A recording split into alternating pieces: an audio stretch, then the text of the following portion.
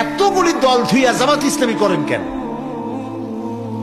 অনেক জবাব দিছি, এখন আর জবাব দিয়ে কুড়াইতে পারি না, সেই জন্য লিখে নিয়ে আসছি আমি কেন জামাত ইসলামী করি। এটা হলো বই।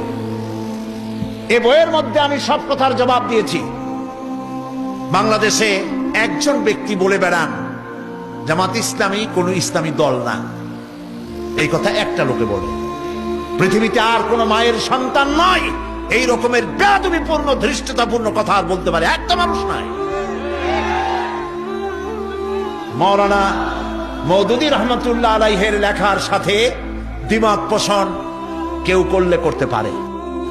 যে বেশি কথা বলে দুই একটা কথা ভুল হয়েও যেতে পারে, যিনি বেশি লেখেন দুই একটা গলত হয়ে যেতেই পারে। মাওলানা মওদুদী তিনি কোন মাযহাবের ইমাম নন, তিনি কোন ফকিহ নন, তিনি ইসলামিক মুফাক্কির ইসলাম মুজাদ্দিদ ছিলেন। আলহামদুলিল্লাহ বলেন।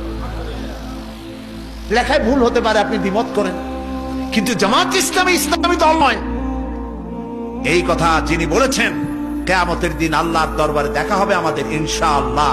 সেদিন আপনার পজিশন কি হয় আমরা দেখব। আমি ওই সব কথার জবাব দিয়েছি। এখানে দাড়ি সম্পর্কে কথা হয়, টুপি সম্পর্কে, সাহাবীদের ব্যাপারে, নবীদের ব্যাপারে, খেলাফত ও মুলুকিয়তের ব্যাপারে। আমি আমার বক্তব্য এখানে কোরআন হাদিসের